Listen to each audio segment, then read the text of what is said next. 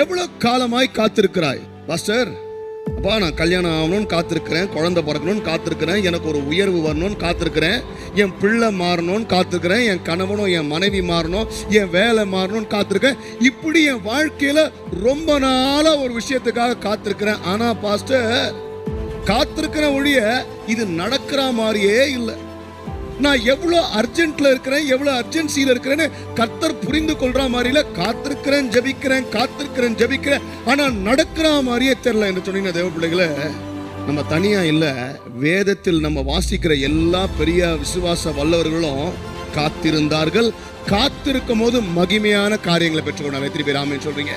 தேவ பிள்ளை, இன்றைக்கு ஒருவேளை நீ காத்து கொண்டிருந்தனா கர்த்தர் உன்னோடு பேசுகிறார். நீ தனியா இல்ல, கர்த்தர் உன்னை காக்க வைக்கல, ஆனா அவர் மகிமை விலகும்படியாக இந்த காரியங்களை கர்த்தர் நேர்த்தியாக செய்வார். எத்தனை பேர் ஆமென் சொல்றீங்க?